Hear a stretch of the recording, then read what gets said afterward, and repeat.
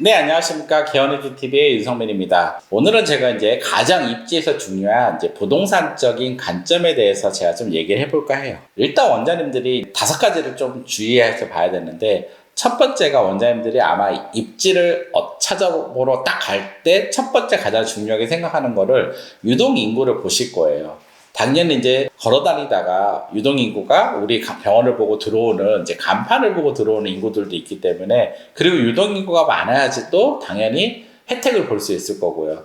그리고 또 메디컬 빌딩이나 빌딩에 워낙 유동인구가 많으면 자연스럽게 또 유입되는 고객들도 있게 되어 있습니다. 그렇다 보니까 원장님들이 유동인구를 잘 챙기게 되어 있습니다. 근데 유동인구가 당연히 많은 지역은 단점이 뭐가 있을까요? 경쟁병원이 반드시 있습니다. 그래서 원장님들이 유동인구를 체크하는 건 당연한데, 유동인구를 체크하면서 경쟁병원이 또 얼마나 있는지에 대해서 같이 분석해 볼 필요가 반드시 있습니다. 그리고 이제 두 번째 원장님들이 중요하게 생각하는 게, 중요한 부분이 바로 이제 임대비예요. 사실 역세권으로 들어갈수록 요즘은 이제 서울권이나 경기도도 그렇고 웬만한 역세권의 임대비가 정말 강남 못지않게 높습니다.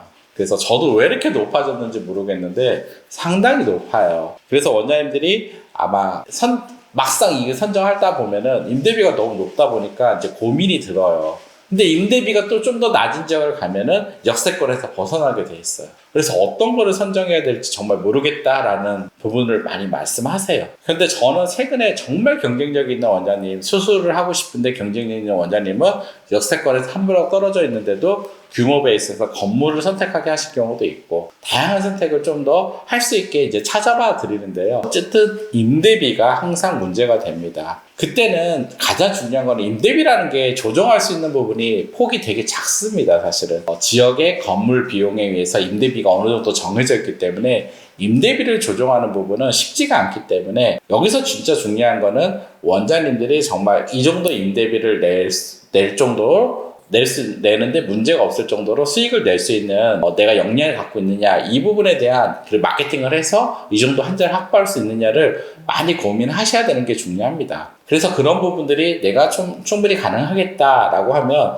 보통 우리가 임대비가 전체 매출의 10%는 넘으면 안 된다고 얘기를 하잖아요. 그러면 사실 1,000만 원 임대비를 내면은 1억 정도 매출을 만들어낼 수 있는지에 대한 고민을 하셔야 된다는 거죠. 그리고 이제 임대비가 초반에 사실 원장님들이 많이 힘드세요. 그래서 초반에 최대한 렌트프리를 통해서 좀 임대비를 세이브하고 그 돈으로 마케팅이나 다른 비용을 써서 한자 확보를 좀 더 할 수 있는지, 이런 부분도 유심히 좀 살펴볼 필요가 있습니다. 그리고 이제 세 번째, 주차예요. 사실 개원을 했는데 지금 이전하는 원장님들 대부분 이유를 보면은 잘 되는 병원은 대부분 주차 문제입니다. 고객들이 주차를 이용하는데 너무 불편한 거죠. 이 주차가 잘 되는 건물을 찾는 게 쉽지가 않죠. 왜냐면 주차를 잘 이용하려면 적어도 건물 규모가 커야 되고요. 건물 규모가 크면은 당연히 역세권이고 경쟁이 심하고 이런 부분이 다 맞물려 있기 때문이에요. 하지만 그래도 주차 요소 부분은 앞으로 계속 고객들을 만들어 가는데 매우 중요한 요소이다. 요즘 웬만하면은 다 자동차를 타고 다니고 있고요. 대중교통 잘 이용 안 하지 않습니까? 많은 사람들이. 특히 아픈 환자들 같은 경우. 그래서 모든 종합병원들도 주차 문제 해결하는 게 매우 중요해요. 병원들도 그렇고요. 의원도 다르지 않습니다. 의원도 이항 입지를 선택할 때 내가 주차 문제를 좀 더 해결할 수 있는 입지를 찾는 거는 저는 매우 중요하다고 생각합니다. 그리고 이제 네 번째, 간판 여부예요. 간판이라는 게 원장님들이 달고 싶다고 다 잘 수 있지 않습니다. 건물주의 생각이랑 건물주가 같이 어떤 이제 간판의 여부를 어느 정도까지 열어주냐에 따라 다 다릅니다. 그래서 초반에 원장님들이 그 건물에 내 간판을 이제 창문 간판도 그렇고요, 가로 세로 간판도 그렇고요, 이게 가능한 건물도 있고 아예 가능하지 않는 건물도 있어요. 그거는 이제 건물주들이 어느 정도 가이드에서 유도리 있게 정하게 돼 있어요.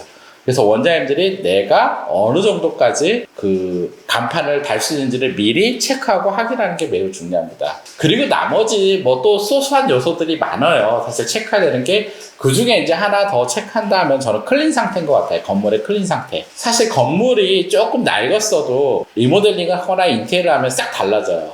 그래서 그 관점으로 보게 되면은 사실 좀 낡은 건물까지는 상관이 없는데, 건물이 오히려 너무 더럽거나 정말 복도나 화장실이나 너무 관리가 안 돼 있거나 이런 경우는 병원학도 저는 맞지 않다라고 생각을 해요. 병원은 어쨌든 환자들이 병원을 선정할 때 이 그 깨끗함 그리고 안정성과 연결돼 있잖아요. 매우 중요합니다.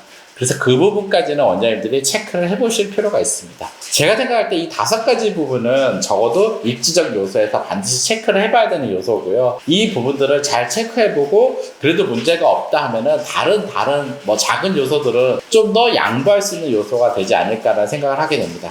입지 선택하실 때 보다 원장님한테 좀 입지적 관점으로도 좀 더 잘 맞는 입지를 선정하셨으면 좋겠습니다. 감사합니다.